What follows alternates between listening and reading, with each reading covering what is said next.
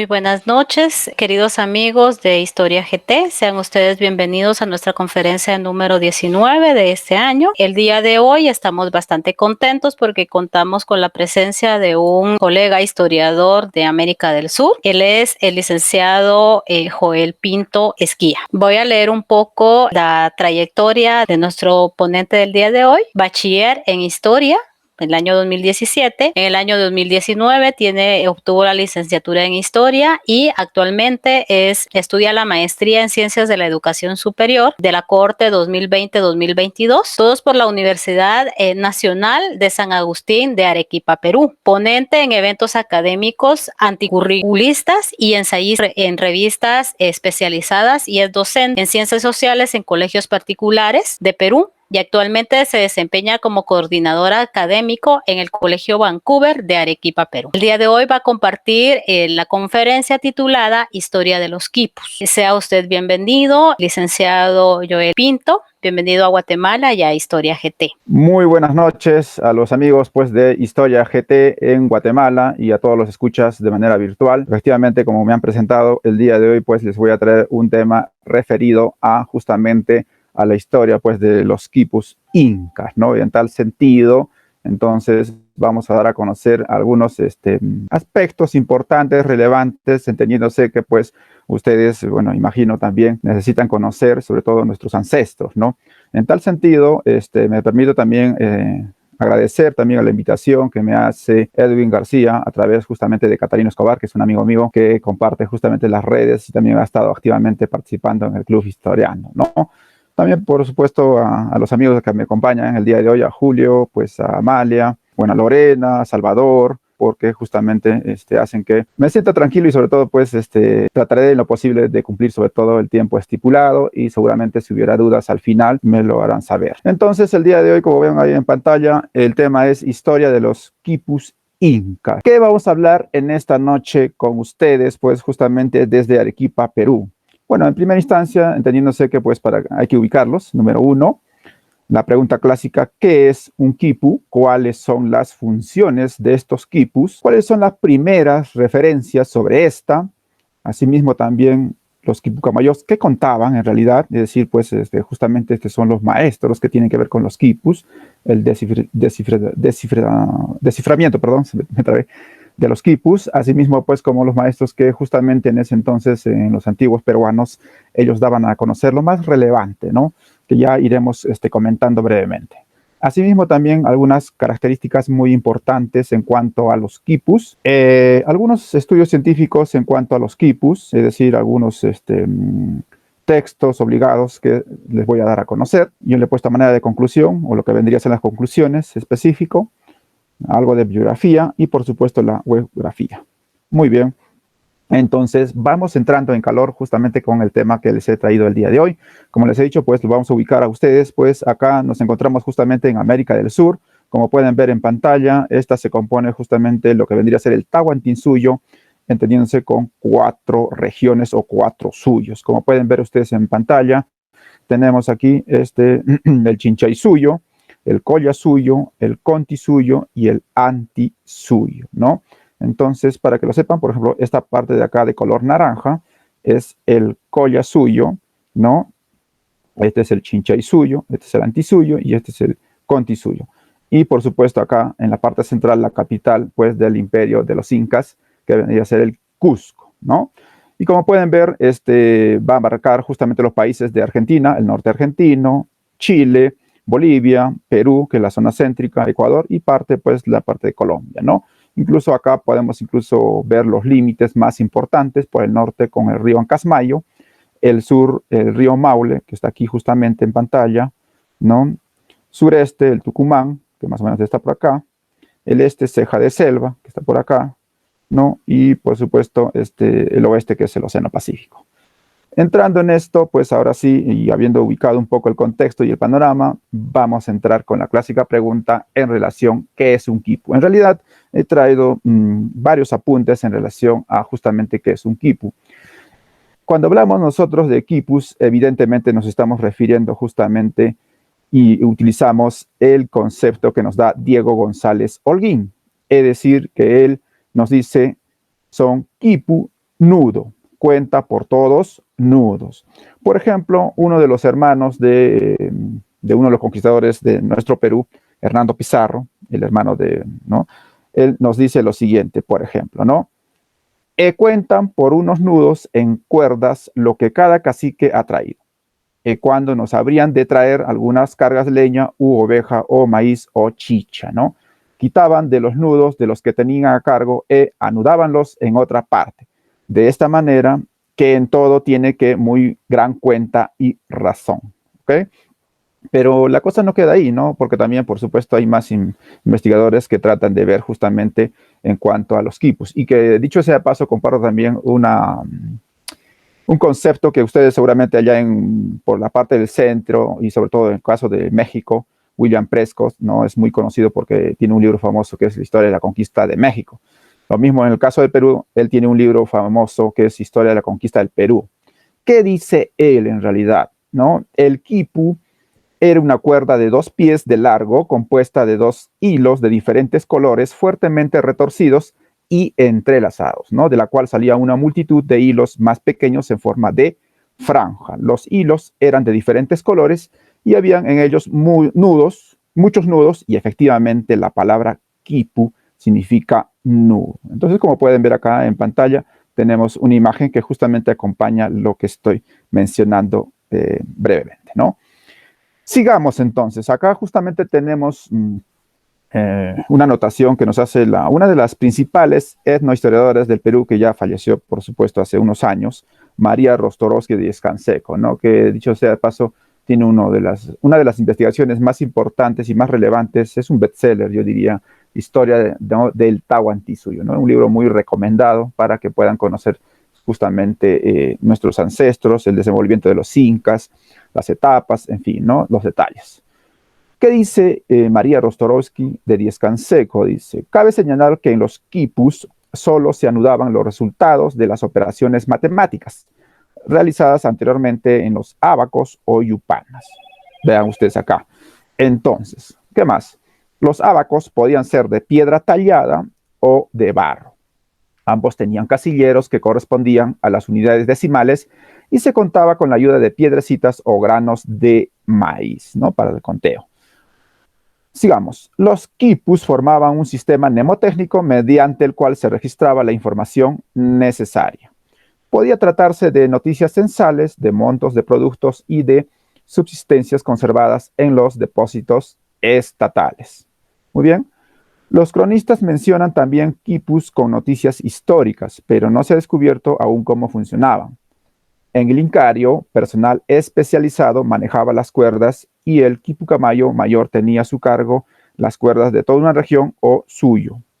Los quipus se siguen usando como instrumentos mnemotécnicos en los poblados indígenas, donde sirven para registrar los productos de las cosechas y los animales de las comunidades, ¿no? Y acá también podemos apreciar otro quipu, ¿no? Muy bien, ¿no?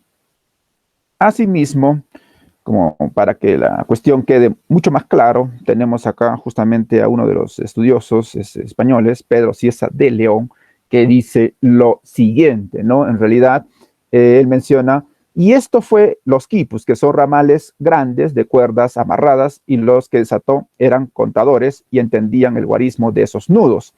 Daban por ello razón de los gastos que se habían hecho o de otras cosas que hubiesen pasado de muchos años atrás. Y en estos nudos contaban de 1 hasta 10, de 10 hasta 100 y de 100 hasta 1000. Y en uno de esos ramales está la cuenta de lo uno y en otro lo del otro, de tal manera que para nosotros es una cuenta donosa y ciega, y para ellos singular. En cada cabeza de provincia había contadores a quien llamaban quipos camayos, y por esos nudos tenían la cuenta y razón de lo que habían de tributar lo que estaban en aquel distrito, desde la plata, oro, en fin, ¿no? Y por supuesto sigue. Y acá también tenemos otra imagen. Finalmente, ¿no? Para que la cuestión creo que ya quede clarísimo, está por demás que ya lo sabemos, pero tenemos justamente uno de los últimos investigadores norteamericanos, él, que dice lo siguiente, ¿no? Gary Burton y Carrie Bersain dice lo siguiente, ¿no? Que los quipus son una variedad de estructuras o construcciones compuestas por fibras de algodón o lana de camélido hiladas y torcidas, ¿no? los quipu pueden ser distinguidos de otras construcciones de cordeles por su estructura ramificada y jerárquica, ¿no? Es decir, entendiéndose que pues esta tiene que ver justamente con que el imperio de los incas pues es una sociedad clasista, ¿no? Acuérdense que la educación incaica pues se llevaba a cabo solamente para los nobles, ¿no? Claro, pero eso no quiere decir que también no hay quipus de pastores y del pueblo, ¿no? También lo había, ¿no? Entonces hay algunas investigaciones que han ido avanzando en tal sentido, ¿ok? Terminemos. La mayoría de ellos también incluye la utilización de nudos para transmitir significados, además de un formato estructural que puede incluir patrones cromáticos y o espaciales. Muy bien. Entonces, acá también, por supuesto, aparece otro quipu que ven ustedes en pantalla. Entonces, perfectamente creo que ya se ha entendido yo qué es un quipu. En tal sentido, pues acá pues les estoy mostrando unas imágenes de unos quipus que justamente tienen que ver con la exposición que tenemos en Mali, en Lima, ¿no? Entonces he tomado algunas imágenes de ahí que por supuesto los estoy mencionando en esta charla el día de hoy. Muy bien, entonces venimos con el tercer punto. ¿Cuáles son pues las funciones de los quipus? En realidad pues se resumen en informar, almacenar, transmitir, contabilizar. Pero bueno, vamos a darle un poquito de explicación a esta parte de las funciones de los quipus, ¿no? En realidad, pues se ha especulado mucho sobre las posibles funciones, pues, de los quipus, ¿no? Se ha hablado de los quipus estadísticos y de los históricos, ¿no? Estos últimos se relacionan con la teoría de la escritura inca, ¿no? Y de la escritura, pues, en quilcas, que, bueno, en fin, son suposiciones, todavía no se ha llegado a cabo una investigación seria todavía, está todavía, pues, en la agenda, yo diría, historiográfica, ¿no? No solo de peruanos, sino también de extranjeros que vienen y sobre todo que van a contribuir justamente a identificar estas investigaciones, ¿no? Ahora, la estadística por medio del quipus, por ejemplo, servía para registrar el movimiento demográfico, ¿no? Es decir, la población en sí, según Sarmiento, ¿no? De Gamboa. Cada provincia, ¿no? Al fin de año mandaba sentar en los quipus, ¿no? Por la cuenta de sus nudos, todos, ¿no? Los hombres que habían muerto en aquel año, y por consiguiente de los que habían nacido, y por principio del año, ¿no? Que entraban, ¿no? Venían con los quipus al Cusco, ¿no? Esto, pues, es una cita que yo tomo de Sarmiento, ¿no?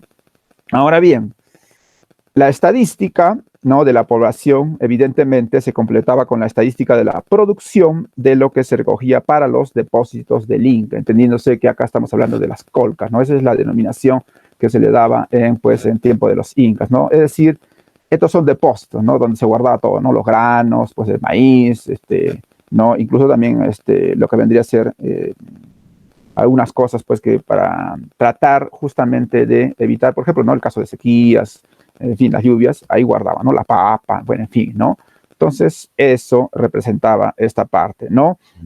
Asimismo, debemos mencionar, pues, que, por ejemplo, Bodin, ¿no? Afirma que la producción y el consumo estaban perfectamente regulados en el Tahuantinsuyo, ¿no? No por un mecanismo de precios como pasaría, pues, evidentemente, una organización social, ¿no? Sino que también debemos decir que justamente acá también ya se va a ver más o menos ese efecto del intercambio, ¿no? Que había en ese entonces, ¿no? Por ejemplo, se habla que pues no teníamos un sistema de moneda netamente, ¿no? Como podría ser en Europa, ¿no? Pero sí había mecanismos, pues, de intercambio y sobre todo el trueque, ¿no? Es decir, por ejemplo, tú me das maíz, yo te doy papas, ¿no? Y en fin, ¿no? Entonces ese sistema funcionaba. Pero eso no quiere decir que no había una especie de pago, ¿no? Sí había, ¿no? Por ejemplo, uno que contribuye en esta parte es Valdemar Espinosa Soriano, ¿no? Tiene dos tomos que justamente habla de las caracolas, habla del muyu, del espóndilo, hablan pues incluso hasta de la coca, ¿no? Que este es uno de los elementos muy importantes pues en el tiempo de los incas y que por supuesto todavía pasó parte de la colonia cuando vino Francisco Pizarro, ¿no? Eso también es muy importante mencionarlo. Ahora, los quipus bastaban para todas las necesidades aritméticas de los peruanos, ¿no? Es decir, no podían representar la multitud de ideas e imágenes que expresa la escritura. Sin embargo, aún para esto la invención no dejaba de tener su uso, porque además de la representación directa de objetos sencillos y aún de ideas abstractas, ¿no? Dentro de un corto límite, como era un poderoso auxilio para la memoria por medio de la asociación. El nudo, ojo, o el color peculiar indicaban de este modo lo que podían o lo que no podían representar, ¿no? Asimismo, ¿no? Como dice un antiguo escritor, que el número del mandamiento recuerda el mandamiento mismo, ¿no? Así usado, el quipu podía considerarse como el sistema mnemotécnico de los peruanos, ¿no? Entonces, quizás esto va a rememorar un poco y sobre todo entendiéndose que estos quipus pues tratan de justamente informar todo en realidad, ¿no? Y almacenar justamente esa información que el Inca necesitaba, ¿no? Y por supuesto transmitir lo más importante, ¿no? Y se contabiliza pues las cantidades, ¿no? Y sobre todo pues hay que ver también la estructura de estos nudos, ¿no? ¿Ok? Ahora, este punto 4 es muy importante, ¿no? Debemos mencionar que justamente las primeras referencias en cuanto a, ¿no? Cuando nos referimos a los quipus, ¿no? Por ejemplo, tenemos a Hernando Pizarro en el año 1533, tenemos a Cisa de León en el año 1553, ya con el virrey Toledo también en 1570, justamente en uno de los concilios limenses ya mencionaba también esto de los quipus. En el año 1590 a Huamán Poma de Ayala también, ¿no? Y por supuesto hay más investigadores que nos hablan justamente sobre el quipu, ¿no? Por ejemplo, es Cabello de Balboa, Garcilaso, La Calancha, Montesinos, Fray Laureano de la Cruz, en fin, ¿no? Pues la lista evidentemente es larga, como tranquilamente pueden apreciar ustedes, ¿no? Ahora, viene justamente uno de los puntos que, como ven ustedes en pantalla, acá hay un Quipu Camayo. Evidentemente, pues es un maestro, ¿no? Que estudiaba, pues, 4 años, ¿no? Para justamente saber el manejo real de los quipus, ¿no? Ustedes están viendo acá de manera horizontal, justamente por una cuerda más gruesa, de la cual penden justamente, ¿no? De manera vertical, acá están justamente los nudos. Acá hay colores, los colores también significan bastante y sobre todo pues esta es una persona preparada, ¿no? Esta es una persona incluso superior a la Mauta, ¿no? La Mauta es un maestro que enseña pues a la nobleza, a los hijos de los nobles, ¿no? Los representantes, ¿no? Los hijos del Inca. Pero el Quipu Camayo es una persona especializada en el manejo de los quipus y sobre todo pues viene a conformar parte pues de lo que vendría a ser los nobles en ese entonces en el periodo de los incas, ¿no? Evidentemente, si nos hacemos la pregunta, ¿y qué contaban? Pues en realidad, si yo menciono rápidamente, tácitamente, todo, ¿no? Todo, repito. Es decir, por ejemplo, ¿no? Los censos de la población, ¿no? Para contabilizar cuántos hay, los actos, los cultivos, el ganado, alimentos, guerreros, armamentos, los tributos, ingresos y gastos. Evidentemente tenían que controlar, pues, ¿no? Porque el imperio de los incas tuvo un proceso también, como cualquier cultura, ¿no? Como cualquier sociedad, ¿no? Pues dieron paso de un pequeño grupo, ¿no? Una pequeña etnia, una sociedad, una confederación, y después ya dio paso a lo que conocemos como el gran imperio de los incas, ¿no? Asimismo, ¿qué más? La vestimenta, olla, leña, tinajas, chicha y coca, ¿no? Y una cosa muy importante, ¿no? Acuérdense que también es muy famoso cuando se menciona cuando los incas son desafiados por los chancas, ¿no? Entonces, los enfermos también, personal en las minas, por ejemplo, los que van a trabajar, solteros, casados, viudos, nacimientos, defunciones, oro, fíjense ustedes, plata, gastos por familia y comunidad, tiempo, horas y días, ¿no? Entonces, todo esto, justamente los quipucamayos lo conocían el manejo, ¿no? En el manejo, justamente, como pueden apreciar en pantalla. Entonces, esto es lo más relevante y sobre todo entendiéndose que cuando nosotros hablamos de quipucamayos, es evidente la información, pues, que nos tiene el Inca Garcilaso de la Vega, ¿no? Evidentemente, pues, su contribución sobre el famoso los comentarios reales, ¿no? es evidente pues revisarlo también porque ahí justamente encontramos 10 partes, ¿no? Que forman parte justamente de nuestros ancestros, los incas. Asimismo, cuando hablamos de Quipucamayos, también debemos revisar a el padre Bernabé Cobo, asimismo a Martín de Murúa, que también lo estamos comentando, González de Holguín y Guamán Poma de Ayala, ¿no? También justamente porque, bueno, forma parte y sobre todo, pues, nos dan a entender justamente las funciones de esto, ¿no? Por ejemplo, si hablamos de Garcilaso, lo encontramos en el libro sexto, si no me falla la memoria, y no me acuerdo el apartado más bien, eso sí, el apartado 12 creo me parece, ¿no? Y ahí justamente habla también de esto, ¿no? Eso también. Ok, ahora, lo que mencionaba hace un momento, para que quede más o menos claro, había 3 términos. Esta parte sí lo conocen porque ya lo estoy hablando, el quipu, pero acá también encuentran ustedes una yupana y el taptana. Es como una especie de calculadora, ¿no? Esto representa también para hacer los juegos, puede ser esta de madera, puede ser de piedra, en fin, ¿no? Entonces, justamente, todos estos 3 se complementan muy bien, ¿no? Justamente el tiempo de los incas, ¿no? Entonces, y por supuesto lo estoy comentando en esta charla del día de hoy, ¿no? Como lo más importante. Ahora, tenemos ya acá las características más importantes justamente que vamos a referirnos el día de hoy. Por ejemplo, los quipus, ¿no? Como pueden ver acá en pantalla, constan de una cuerda de unos 4 o 5 milímetros de diámetro, ¿no? De la cual cuelgan justamente lo que ven acá a manera de franca con flecos, ¿no? Cuerdecitas más pequeñas, 2 o 3 milímetros, en las que se distinguen, ¿qué cosa? Los nudos. Acá ven ustedes incluso los colores, los tipos de nudos. Hay nudos más simples, hay nudos un poquito más complicados, compuestos, ¿no? Y por supuesto algunas cuerdas subsidiarias, como es esta, por ejemplo. Esta que ven acá en pantalla, esta es una subsidiaria. Es decir, cuelga de otra, ¿no? Muy bien. Sigamos con las características de estos quipus. Normalmente el material empleado pues en la confección de estos quipus principalmente se dice que eran de algodón, es decir, los más finos, ¿no? Pero también habían de lana de alpaca y de llama, ¿no? Y según los cronistas y por supuesto uno de los estudiosos más importantes, ¿no?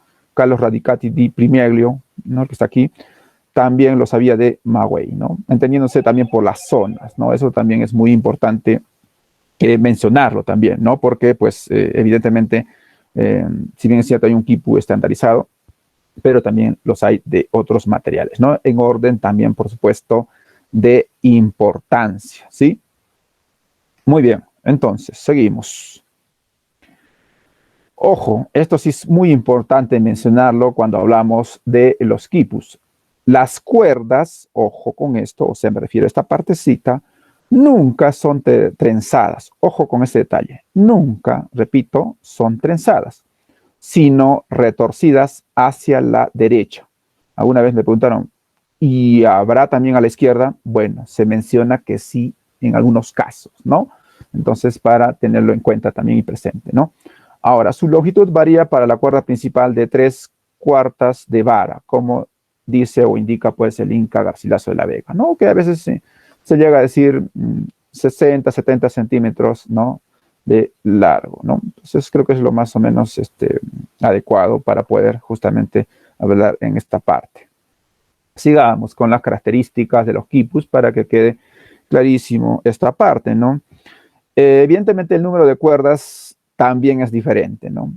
Existen varios ejemplares, evidentemente, pues, ¿no? Y sobre todo, pues, incluso se llega a decir que un quipu tranquilamente, uno de los más grandes, creo que me parece se encuentra en Arica, en Chile, ¿no? Uno de los más importantes y sobre todo de los cuales creo que me parece, si ahorita sí se me escapa el dato, creo que cuelga más de, a ver si se me va el datito, lo tenía por acá anotado, pero se me fue, creo, ¿no? Entonces, y que justamente es uno de los más grandes que existe hasta la fecha, ¿no? 1500, creo, me parece, cuerdas, que es justamente lo que estamos mencionando, ¿no? Como máximo, ¿no? Entonces, vean ustedes, pues, las diferencias y sobre todo también entendiéndose que hay varias investigaciones que dicen que los incas, pues, no son los únicos portadores en cuanto a los quipus, ¿no? Hay otras, por ejemplo, solamente para dejarlo ahí, el tema de la cultura Wari, ¿no? Que es una de unas culturas primigenias antes de los incas, es uno de los antecedentes, digamos, próximos, ¿no? Y que, claro, con los incas ya estos, digamos, que cuando absorbe ¿no? esta parte cultural, ellos lo adoptan y lo mejoran, ¿no? Entonces, eso también que sirva como antecedente. Ahora, asimismo, las características, sigamos, además de las cuerdas colgantes, muchos quipus presentan otras que han sido denominadas auxiliares o subsidiarias, ¿no? Es lo que mencionaba casi en la primera. Esta es la principal y después más abajito hay otras, ¿no? Que cuelgan o penden, pues les llaman, como les digo, subsidiarias, ¿no? Pues y que, claro, son o auxiliares también, ¿no? Que es el nombrecito claro. Ahora, en las cuerdas subsidiarias repararon los cronistas que las definieron como hijuelas de las otras, ¿no? Y acá, por supuesto, acá tenemos justamente una de las colecciones que tiene el Perú y sobre todo, pues acá, como ven en pantalla, aparece UR, ¿no? Que significa hurto, me imagino, el número 93, ¿no? Que es uno de los estudiosos norteamericanos que vino a hacer estudios en el Perú y pues ha contribuido bastante en cuanto al estudio y sobre todo pues entendiéndose que esto es muy importante, como ustedes mencionaban al inicio de la charla, pues no un sistema de contabilidad, un sistema pues de todo, y asimismo incluso se ha llegado a pensar que esta vendría a representar la derivación de esta, pues un tipo o un sistema de escritura, ¿no? Pero claro, todavía no se ha podido establecer con prontitud, ¿no? Hubo un estudio mencionando a Carlos Radicati di Primleglio que mencionaba como la seriación como posible paso, ¿no? Para justamente identificar estos cambios y sobre todo pues que nos informen, ¿no? Algo así como por ejemplo cuando nosotros mencionamos a la piedra de Rosetta, ¿no? Y entonces pues ahí salió toda la información, ¿no? Sigamos. Tenemos más características, vamos a ir resumiendo algunas. Por ejemplo, los hilos colgantes eran de 2 o 3 cabos y variaban en longitud y en número de pocos a muchos. La dirección de los colgantes era, ojo, hacia abajo, ¿no? De manera vertical. Hay ejemplares con cuerdas aisladas dispuestas hacia arriba. Sí, hay algunas, ¿no? Hay unos especímenes también. Raramente las colgantes ocupan toda la cuerda transversal, sino que partiendo de uno de sus extremos, aquel en que se encuentra el ojalillo que se formó al retorcerla, se prolongan a lo largo de su extensión, sin llegar casi nunca al otro extremo donde está el nudo que retiene el retorcido, ¿no? Como pudieron ver ustedes en la imagen del Quipucamayu, ¿no? Ahí vieron perfectamente que había un espacio todavía que sobraba, ¿no? De ambos lados, ¿no? Entonces, esta es la idea que está tratando y lo estoy explicando. Asimismo, los nudos aparecen a veces en la cuerda principal, pero lo más corriente es que se encuentren en las cuerdas colgantes, ¿no? Inclusive las que van hacia arriba y también en las subsidiarias, ¿no? Es decir, aquellas que cuelgan o penden después de otras, ¿no? Los nudos que hasta ahora han sido señalados son, ojo, y esto lo vamos a ver ahorita con una imagen, el simple, ojo, que es el nudo normal, llamado comúnmente nudo de dedal. En segundo lugar, el flamenco, que ha sido denominado también nudo doble o nudo en 8, porque parece ser como dos nudos en uno o representar, mediante la trayectoria que sigue a la cuerda al confeccionarlo, la cifra 8. Y el último, en tercer lugar, el compuesto que Garcilaso define a manera de los nudos que se dan en el cordón de San Francisco y que está formado por vueltas de la cuerda en forma de espirales que van de 2 a 9. Muy bien. Y justo acá, creo la imagen habla por sí sola. Aquí tenemos el nudo flamenco, ¿no? Como pueden ver ustedes, ¿no? Se representaba el 1. Acá el nudo compuesto se representaba los números del 2 a 9. Tantas vueltas tenga, pues se contabiliza, ¿no? Entonces, como pueden ustedes apreciar, acá está el número 3, ¿no?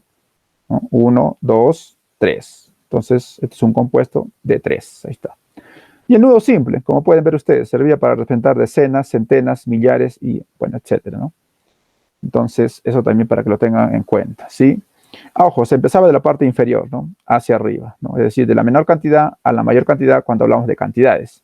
Ahora, cuando hablamos de cosas, pues también ahí la cuestión cambia, ¿no? Y sobre todo también ahí tenemos que tener en cuenta los colores, ¿no? Muy bien. Aquí sí tenemos pues justamente algunos estudios científicos en relación a los quipus, ¿no? Yo he puesto los más importantes, por supuesto, seguramente hay más, pero yo he creído relevante los que están en pantalla. Por ejemplo, tenemos a número 1, Leland Luke, ¿no? Ya incluso ha hecho estudios desde el año 1912, 23, 27 y 28, ¿no? Dan Xian Qipu, ¿no? El antiguo Qipu, como pueden ver ustedes en pantalla, que es una contribución de los más primigenios que tenemos en cuanto a los estudios de los quipus, entendiéndose que esta pues recién se estaba pues investigando y sobre todo encontrando, entendiéndose en la costa más que todo del Perú, ¿no?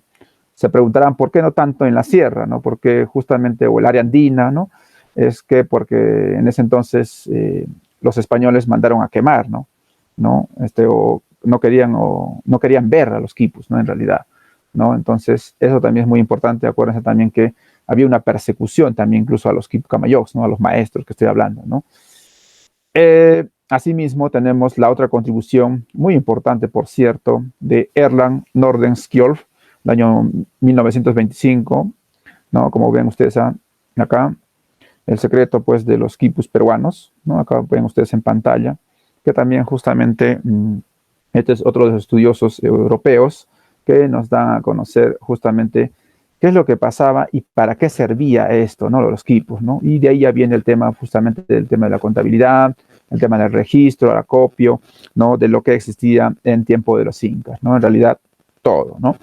Pero estos estudios se han ido reforzando y sobre todo pues han ido apareciendo más contribuciones, ¿no? En tal sentido tenemos, yo diría, para el Perú, ¿no? Tenemos a Carlos Radicati di Pimeglio, ¿no? Es un italiano, que lo compila Gary Hurton, ojo, lo compila Gary Hurton, todos sus estudios en uno solo, ¿no? El estudio sobre los quipus, ¿sí? Sobre este autor, Carlos Radicati di Pimeglio, tenemos en internet, ¿no? Todos los estudios de él, ¿no? Para poder, incluso se lo pueden bajar. Incluso al final, en la parte de la bibliografía, les voy a mostrar los enlaces, ¿no? Para que incluso si desean después se los paso, no hay ningún problema. Ustedes me avisan, no hay ningún problema, ¿no? Y como pueden ver acá, justamente aparece la... Ahora, ¿por qué es importante este estudio? ¿No? En realidad, porque, como les decía hace un momento, él dio la clave más o menos como la seriación posible para poder descifrar los demás quipus, ¿no? Esa es la contribución y sobre todo entendiéndose que él habla también de la química, ¿no? Que pues justamente vendría a ser la forma o tipo de escritura primigenia de los incas, ¿no? De hecho, ese paso ha quedado ahí, ¿no? Entonces, por eso que hacemos un paréntesis ahí, ¿no? Entonces, volvamos a los quipus. De Carol McKay, en el año 1990, como pueden ver y apreciar en pantalla, tenemos el estudio de Quipu Yupana, colección de escritos. La primera parte, pues, justamente habla de los quipus incas, ¿no? En tal sentido, pues, ahí están los estudios más importantes. Lo he puesto ahí para que también sirva, pues, de relevancia y sobre todo para que lo conozcan. Si alguna vez no lo han escuchado, pues, ahí también nos dan a conocer unos alcances muy importantes, ¿no? Sigamos. Tenemos número 5 a Marcia y Robert Asher, 1969, 72, 75, 83, y en el último año solamente a Marcia, ¿no? Ya no con Robert. Tenemos justamente, como pueden ver ustedes en pantalla, dos textos, ¿no? Yo he tomado en cuenta el último, porque ese es el último que he podido yo, digamos, ver, ¿no? En el internet y sobre todo la imagen, ¿no? Ahí pueden ver ustedes tranquilamente, ¿no? Y sobre todo entendiéndose que, pues, ella trataba de explicarnos en realidad cómo era el funcionamiento, pues, y cómo sumaban, cómo restaban, cómo multiplicaban, cómo dividían en ese entonces los incas, ¿no? Por eso que lo mencionamos y sobre todo, pues, es una contribución muy importante, ¿no? Sigamos. En número 6 tenemos a William Burslin, ¿no? El libro famoso es Decodificación de los quipus. Él también da a conocer justamente y se acerca más o menos, vendrían a explicarnos un poco justamente cómo sería esta dinámica, ¿no? Porque, claro, aparentemente una cosa es qué es los quipus y otra muy distinta, pues cómo vendría a ser el desenvolvimiento de estos, ¿no? Y entendiéndose que los nudos, los colores, las formas y los estilos significan bastante, ¿no? Entonces cambia pues la connotación de esa también a sí mismo, ¿no? Entonces es por eso que lo mencionamos, ¿sí? Muy bien, sigamos. Y claro, uno de los diría yo, últimos estudios, de los últimos e importantes, tenemos la contribución de Gary Hurton con la historia inca en nudos, ¿no? Entonces, esta publicación está en español también ya. Al inicio salió en inglés, que nos ha permitido conocer justamente, pues, es uno de los estudiosos importantes ahora que tenemos. Él es norteamericano, incluso dio unas charlas en el Mali de manera virtual también. Lo pueden revisar en internet, ¿no? Buscan con el nombre de Gary Hurton y tranquilamente van a encontrar su charla también por YouTube. Muy bien, entonces estas contribuciones nos han permitido conocer, pues, el manejo de estos quipus, ¿no? Asimismo, un texto que también nos ayuda a conocer la relación del quipu y la yupana, pues tenemos a Viviana Moscovich, ¿no? Del año 2016, que este es incluso, este libro se encuentra incluso en la librería del lector acá en Arequipa mismo, ¿no? Entonces, por eso he tenido el gusto de comprarlo hace muchos años atrás, apenas salido, ¿no? Entonces, esa también, ¿no? Y justo nos cuenta cómo era, pues, la administración y la contabilidad en el Imperio Inca, ¿no? Incluso tienen algunas acepciones distintas a lo que mencionan los otros autores, ¿no? En tal sentido, pues, ella va a determinar que para un buen manejo de esta administración en el Imperio de los Incas no es factible, sino es que conociendo el quipu, pero también es muy importante conocer la yupana, ¿no? Entonces, pues, evidentemente se complementan también. ¿Listo? Ahora bien, tenemos los dos últimos ya, en cuanto al proyecto Capajñán del año 2009, Sistemas de Notación Inca, Quipu y Tocapu, ¿no? En cuanto al Tocapu, bueno, tiene que ver con justamente textiles, ¿no? Entonces las grafías y todo eso, que es, bueno, evidentemente otro estudio muy relevante, ¿no?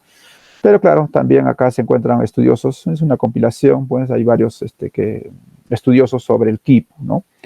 ¿No? Entre ellos, por supuesto, Gary Hurton también, ¿no? Siempre es mencionado, pues, en varios de los eventos más importantes en cuanto a que nos mencionamos a los quipus. Y el último estudio, el que ha salido reciente nada más el año pasado, y que dicho sea paso está en la red, ¿no? Lo pueden encontrar también, se lo pueden descargar, y si no, me avisan, no hay ningún problema, se los puedo compartir. Justamente tenemos a Magdalena Zetlag, Viviana Moscovich, que ya también la mencionamos en el anterior diapo, a Sabine Highland y Lucrecia Milillo, ¿no? Quipus y Quipu Camayojo, ¿no? Que esta es una de las últimas investigaciones que ha salido de manera conjunta y sobre todo, pues, en Mali, en Lima, de manera virtual han estado presentando charlas en tal sentido sobre el manejo de quipus, los quipus en tal sentido no solo teóricos, sino también el quipu práctico y sobre todo entendiéndose que también habían otro tipo de quipus, digamos, a lo largo y ancho del país, con sus diferentes acepciones y características que nos mencionan, pues, para entender este proceso que es largo, evidentemente, ¿no? Porque entendiéndose que de quipus hay bastante, ¿no? Y hay varios también, como se dice, modelos, ¿no? Entonces, y que dicho sea de paso, pues, los estudios nos han familiarizado para conocer efectivamente, ¿no? ¿Qué significa, ¿no? De a poco hemos ido avanzando, ¿no? Más rato me voy a permitir mostrar una réplica, ¿no? Para que puedan saber también. Listo. Bueno, acá ven, pues, acá el curaca Condor Chava, ¿no? Como pueden apreciar acá, ¿no? Dice el contador mayor tesorero. Acá lo ven, contador mayor tesorero. Acá ven, Tahuantisuyo Quipo, ¿no? Acá ven justamente lo que les decía, ¿no? De manera horizontal, acá está de vertical. Acá tenemos el depósito de los incas, ¿no? Justamente donde se guardaba, pues, el maíz, las papas y todas las cosas que en ese entonces existía, pero a la vez, claro, y esto se llama colca, acá estaba el quipu camayo, ¿no? Entonces, registraba todo lo que entraba y salía, ¿no? Entonces, en realidad, estos son los depósitos del Inca, ¿no? Para que ustedes lo conozcan, ¿no? Muy bien, bueno, acá tenemos ahí imágenes, como pueden ver ustedes en pantalla, en cuanto a los nudos, ¿no? Para que se complemente y se comprenda, ¿no? El 1, ahí está, el nudo simple, ¿no? Acá está el 2, el 3, el 4 y en fin, hasta el 9, ¿no? Y ustedes dirán, ¿no? ¿Y dónde está el 10? Bueno, el 0, ¿no? El 0 no existía en el mundo andino, ¿no? Por eso que no está, no existe. Y acá, pues, los nudos también.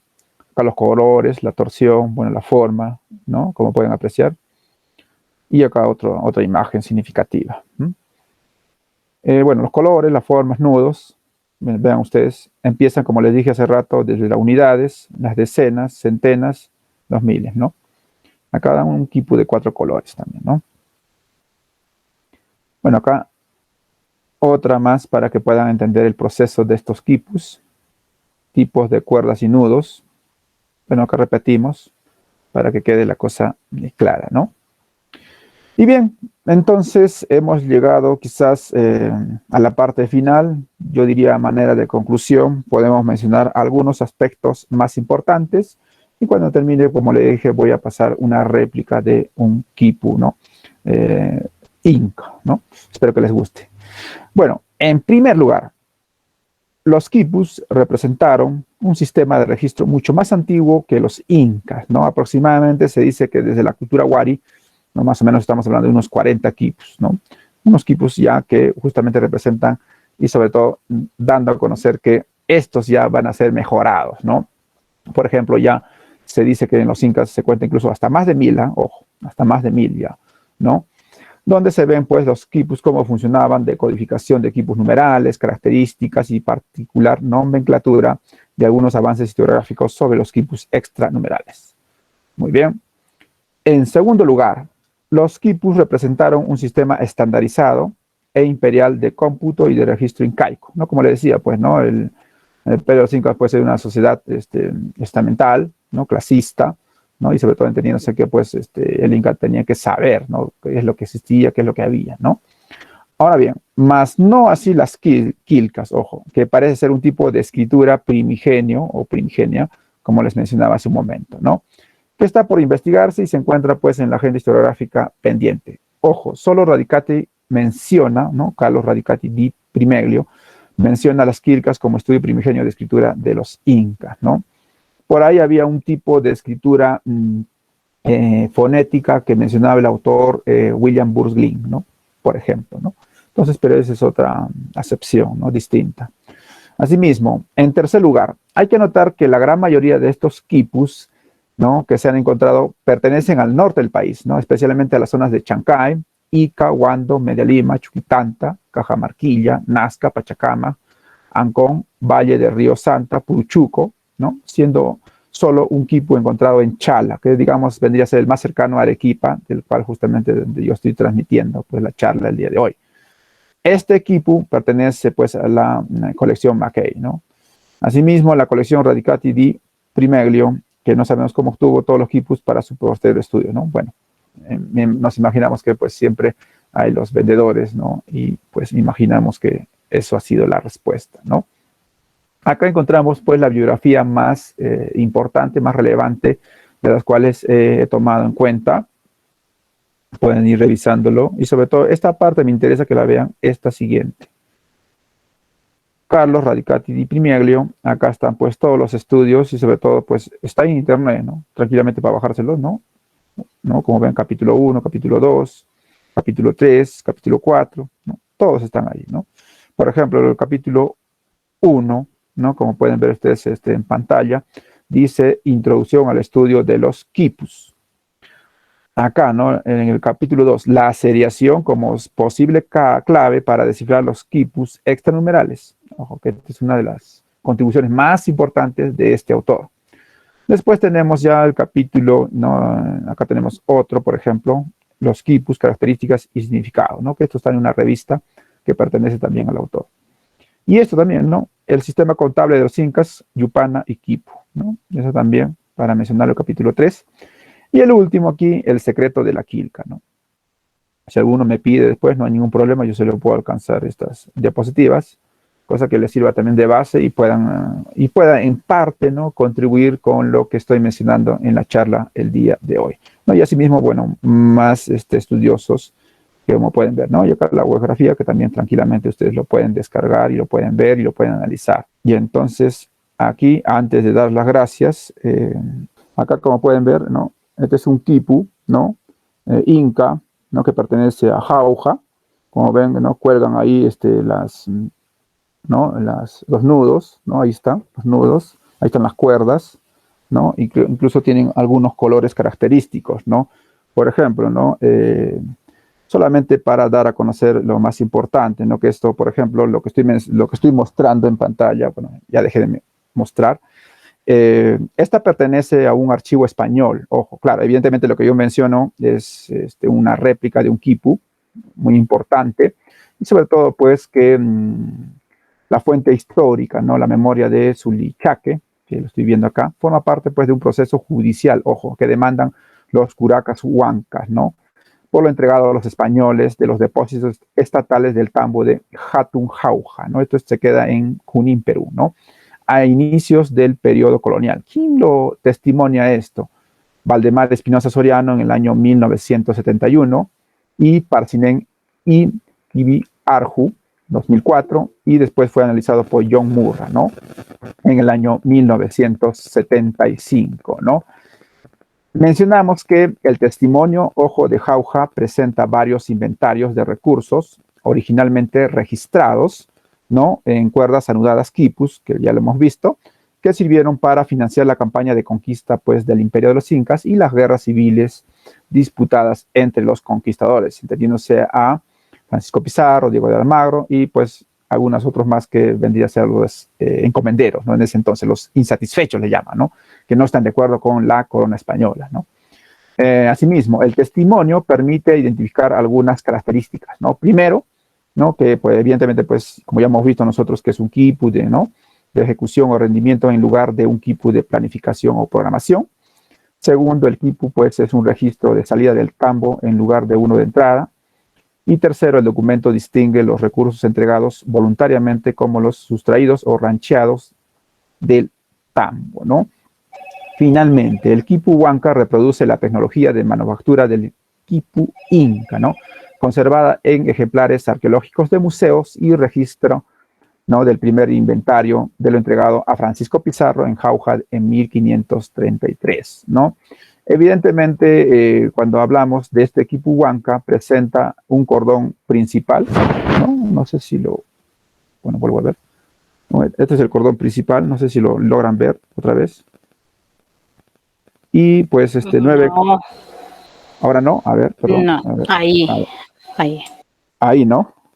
Ya, entonces ahí está a ver, ahí está la cuerda principal y pues las que penden, ¿no? Y como pueden ver, algunos colores. Claro, no me ayudo porque estoy con un fondo, entonces pues he tratado más o menos de describir un poco justamente este quipu, este huanca, y sobre todo pues que representa 19 cuerdas colgantes y 9 cuerdas subsidiarias. Ojo, todas son de algodón. El quipu presenta 3 tipos de nudos en 6 niveles de nudos, ¿no? Y así, ¿no? Y me podía pasar explicando rápidamente, ¿no? Bueno, no soy especialista, pues, en cuanto a identificar todas esas características, pero lo he tomado porque, bueno, justamente en algún momento, pues, habíamos trabajado esto en un colegio donde yo trabajaba hace un par de años, y esta réplica me ha permitido incluso interesarme por el conocimiento de los quipus. Ha sido un interés primero así somero, particular, y de ahí poco a poco pues le he ido dando y pues he tratado en lo posible de resumir en esta noche, y que por cierto espero que les haya gustado y sobre todo que medianamente me hayan comprendido sobre todo esto en relación a los quipus incas, ¿no? No sé si habría alguna pregunta, algún comentario pues inicial, pues los dejo a ustedes. Adelante. Muchas gracias, Joel, por tan importante conferencia y tan didáctica, bastante explicativa para comprender a esta parte de la América Central la utilización de los quipus. La conferencia ha despertado bastante interés entre nuestro auditorio. Tenemos algunas preguntas acá. Viene una de Alfredo Kijivix que dice: ¿qué diferencias han existido entre los quipus y si aún subsisten en las comunidades andinas? Gracias. Para empezar, algunas todavía existen algunas comunidades, ¿no? A lo largo y ancho del Perú, todavía algunas, ¿no? Pero más es un tipo de quipu de pastores, ¿no? Del pueblo, ¿no? Eso para empezar. Ahora, ¿podemos distinguir algunos tipos de quipus? Sí, ¿no? Por ejemplo, en las últimas investigaciones, pues nos hablan incluso algunos tres tipos, yo creo, yo diría. vamos a mencionar brevemente, por supuesto. El primer tipo, más o menos, está comúnmente asociado con la cultura Wari, ¿no? Que esto estamos hablando más o menos del Oriente Medio, que es una época que así lo mencionan acá nuestros estudiosos, para ser más específicos, del año 600 al año 1000 después de Cristo. Es decir, está compuesta, ¿no?, por múltiples cordeles, ¿no?, fijados a una cuerda primaria, ¿no?, a una, ¿no?, importante, cuyos extremos pueden estar libres o anudados juntos en un lazo de tipo llave, ¿no? O sea, juntos, ¿no? Tales construcciones, pues, están habitualmente integradas por cordeles colgantes de algodón blanco, ¿no?, torcidos en Z, que cuentan con nudos, con finos nudos, pues, y sobre todo hilos, ¿no?, de fibra. Asimismo, hay otro tipo, ¿no?, de quipu que está compuesto por cordeles de fibras de camélido de color blanco o negro, torcidos también en Z, con entorchados, ojo, que forman bandas en las proximidades del anclaje a la cuerda principal, así como frecuentemente en el extremo terminal de los cordeles colgantes, ¿no?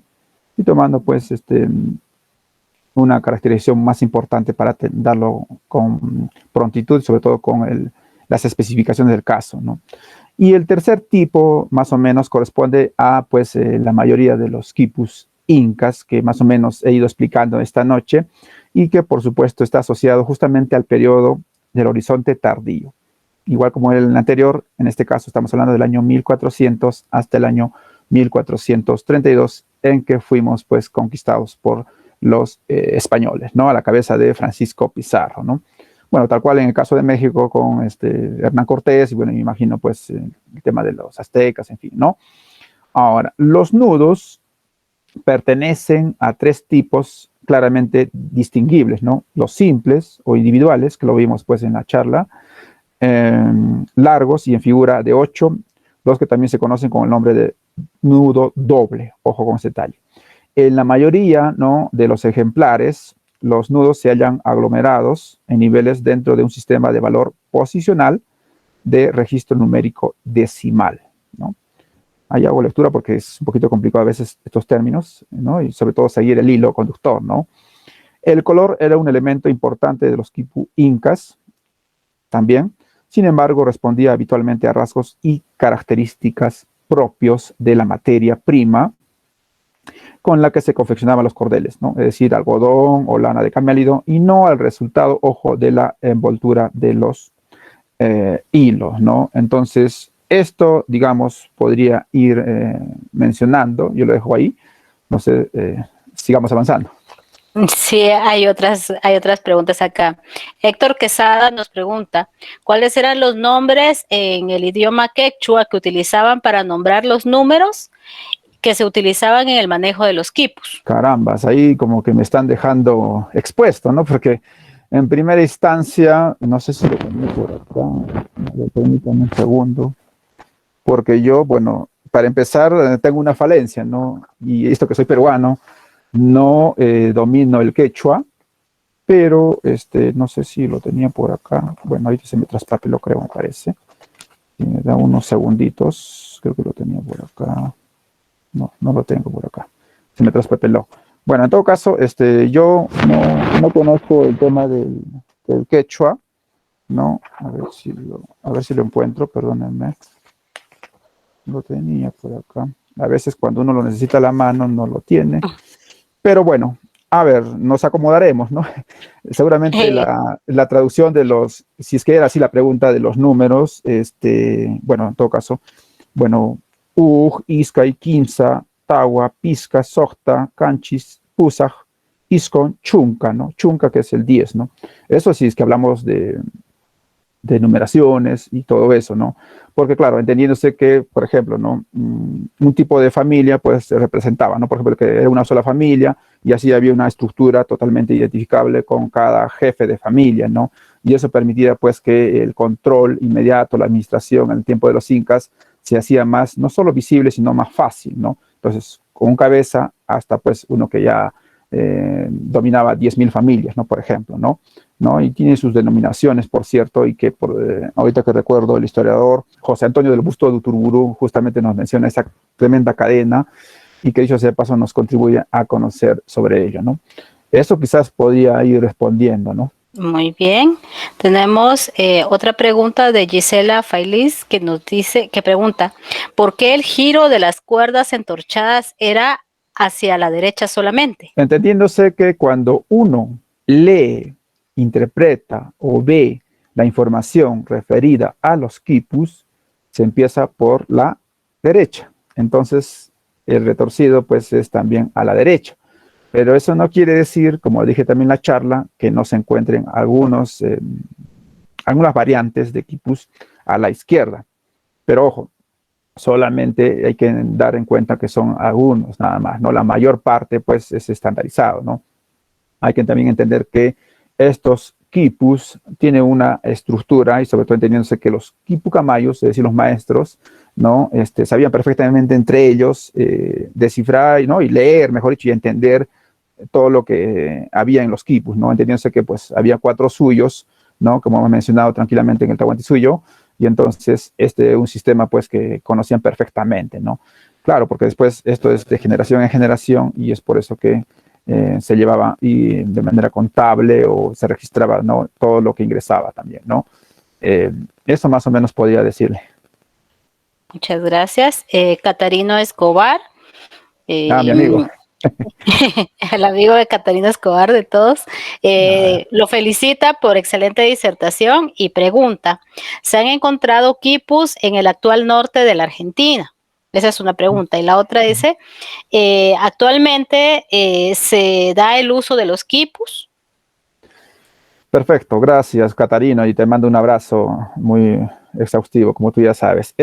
Sí, en realidad, en primera instancia hay que entender que cuando yo empecé la charla, empecé a, ¿no? Un poquito a ubicarlos, no tanto porque evidentemente, ¿no? Para que conozcan un poco el desarrollo de cómo fue el Tahuantinsuyo, y claro, y abarcaba pues el norte argentino, ¿no? Y evidentemente hay una contribución, si es que ahorita no me falla la memoria, de Radamés Altieri, no me acuerdo si se me va el nombrecito, y que justamente nos dan a conocer uno de los estudios.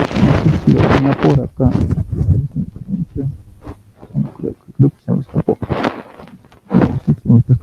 Bueno, la cosa es de que él justamente mencionaba, pues, y hacía, creo que me parece, con un par de quipus, ¿no? Y que, pues, por supuesto, complementan a los estudios que han ido avanzando y sobre todo, pues, que tiene su propia clasificación también, ¿no? Hay que entender eso que, pues, cuando existen más quipus, pues, hay una forma de entenderlos mejor todavía, ¿no?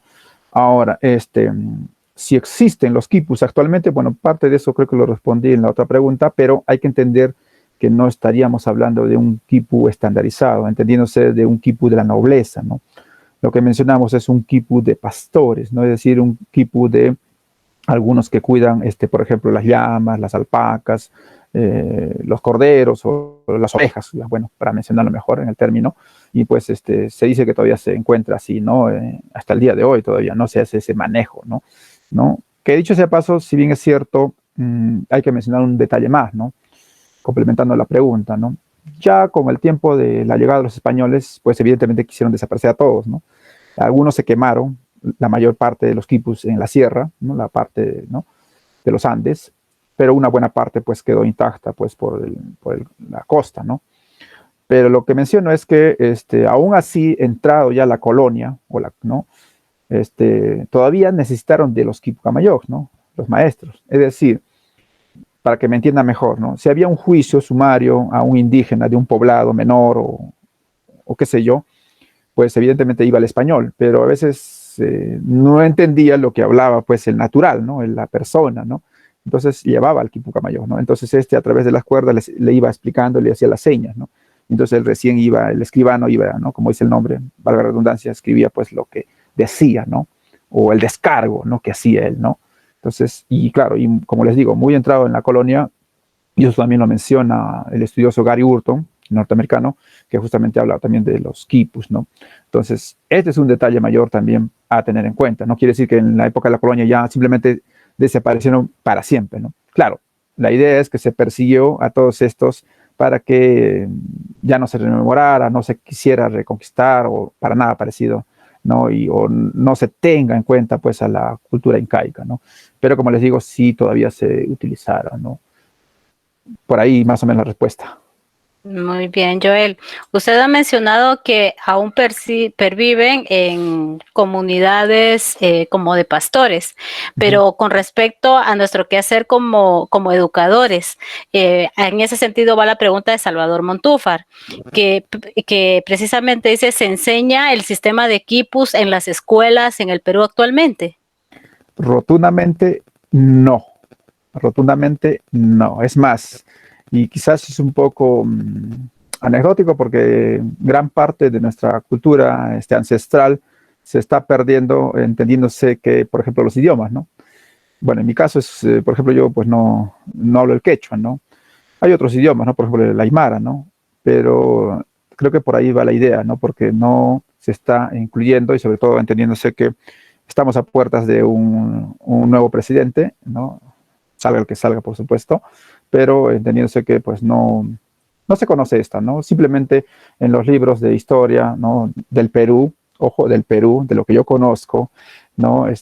Parte de eso nosotros aprendemos ya por nuestra cuenta, ¿no? O a alguien, por ejemplo, en el caso como mío, que soy historiador, ¿no? Y que me ha interesado en el tema, ¿no? Pero así enseñar en el colegio, pues no, solo se menciona cuando hablamos del Tahuantinsuyo, sobre todo la parte de la educación y los otros elementos, podamos a conocer, digamos, así parcialmente, ¿no? En segundo de secundaria le llaman acá, ¿no? Y ahora algo peor todavía, porque antes yo estudié Historia del Perú aparte, Historia Universal aparte, Geografía aparte. Ahora no, pues también un llamado al Ministerio de Educación, pues han juntado todo esto y le han acoplado lo que es economía más, aparte de geografía, y ahora se llama ciencias sociales, ¿no? Entonces el sentido también de la historia, pues como que ha ido perdiendo un poco el paso, ¿no? Sobre todo, pues la memoria, ustedes saben perfectamente que es muy, muy importante, ¿no? Entonces, eso, digamos, podría decirles.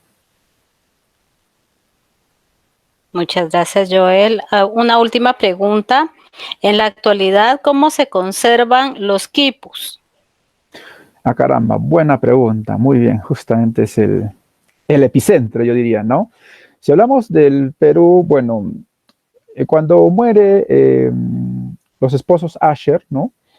A ellos le debemos pues el primer banco de datos sobre quipus, ojo, ¿no? En el que se hallaba recopilado más o menos más de 400 quipus, ¿no? Lamentablemente pues al fallecimiento de María Asher en el año 2013, ojo, la Universidad de Cornell retiró la página web, ¿no? Que bueno, forma parte justamente de lo que estamos mencionando, uno de los fondos más importantes. Ellos plantearon pues los primeros parámetros para realizar la base de datos, ¿no? Que justamente es lo que nosotros queremos, ¿no? Sobre la cual pues van a seguir algunos estudios, como por ejemplo lo que mencionaba a Gary Hurto, ¿no? En esta noche. Ahora, en este banco se tiene registrado más de 800 quipus, ¿no? En este caso pues ya también en Estados Unidos, dicho sea de paso. Eh, y bueno, y creo yo que es uno de los esfuerzos más grandes que hay, ¿no? Pues a nivel del mundo.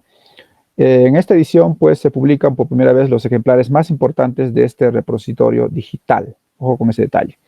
Ahora, hay que llamar la atención, ¿no? Que en el Perú, pues es uno de los problemas que tenemos. No hay una política cultural, pues en ese sentido, ¿no? Pero hay algunos esfuerzos que es importante mencionar en esta charla el día de hoy. Por ejemplo, el primero, que también ya falleció uno de los estudiosos, Hugo Pereira Sánchez, ¿no? Y el del Museo Nacional de Arqueología, Antropología e Historia del Perú, ¿no? Por ejemplo, Hugo Pereira, del cual mencionamos, inició el primer estudio, ¿no? Descriptivo de los quipus del Perú. Ojo, ¿no? Él va a constituir el proyecto KIPU con el apoyo pues del Consejo Nacional de Ciencia y Tecnología, ¿no? El famoso CONCITEC y el proyecto especial, ¿no? Arqueológico Caral Supe, ¿no? Del entonces Instituto Nacional de Cultura, hoy Ministerio pues de Cultura, ¿no? Para catalogar por supuesto los quipus de las colecciones más grandes del país, por ejemplo, la del Museo de Sitio de Pachacamac, y la del Museo Nacional de Arqueología, que hemos mencionado, Antropología e Historia del Perú. Asimismo, pues él va a publicar, ¿no? Después un libro, ¿no? También muy importante que se denomina Descripción de los quipus del Museo de Sitio de Pachacamac. ¿no? Asimismo, mencionamos que uno de los museos más importantes a nivel mundial pues, se encuentra en Alemania, ¿no? Por ejemplo, ¿no? El Museo Etnológico de Berlín, ¿no? Bueno, toda esta información, evidentemente, tanto de la semiótica como de los estudios lógico-matemáticos, ¿no? Nos lleva a preguntarnos, evidentemente, cuál fue pues, el substrato, la base estructural y cultural que permitió el desarrollo del quipu, ¿no? Bueno, en realidad, con el libro pues, de Hugo Pereira, pues nos vamos a conocer seguramente más luces sobre esto y sobre todo pues que hemos tratado más o menos de resumir esta parte pues, de los bancos de datos más importantes que existe. Yo sé que todavía es un esfuerzo que todavía se debe capitalizar y sobre todo pues creo que la voz lo tiene el Ministerio de, ¿no? de Cultura del Perú, porque bueno, el conocimiento y el acopio de esta información va a ser relevante, sobre todo entendiéndose que no solo los historiadores, ¿no? Ojo, también los antropólogos, los arqueólogos, matemáticos, ojo, están imbuidos pues en esta tarea. Yo sé que de manera lenta, pero pues han contribuido de sobremanera, pues de a pocos, y sobre todo el avance pues se está viendo y pues de a pocos pues hemos ido avanzando, ¿no? Eso es lo que podía más o menos configurar en esta respuesta, ¿no? Muchísimas gracias, Joel. Hay muchos mensajes de agradecimiento, de felicitación de parte de nuestro público de acá de Historia GT. Le agradecemos bastante la disposición de compartir su conocimiento y muchas gracias por parte del colectivo. Entonces, le damos un espacio para el cierre de la conferencia.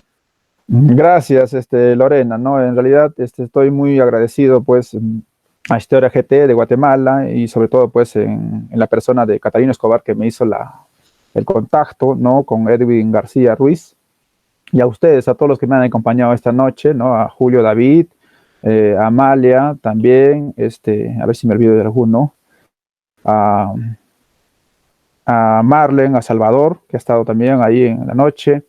Y sobre todo, pues, darles un saludo fraterno, amigo, y lo más importante, ¿no? Como ahora por los medios virtuales, ¿no? Desde Arequipa, Perú, hasta, con todo cariño, hasta Guatemala, ¿no? Y estaré a su disposición para cuando me necesiten y solamente avisarme. Y pues, ¿no? Muy agradecido en esta noche y va mi cariño para ustedes. Muchas gracias. Muchas gracias a usted por la generosidad de compartir con nosotros. Un abrazo fraternal hasta la América del Sur, Arequipa, Perú. Y a nuestro público, muchas gracias por habernos acompañado. Nos invitamos para la próxima semana, para nuestra conferencia número 20, con otro tema de interés para todos. Muchas gracias y que tengan feliz noche. Buenas noches.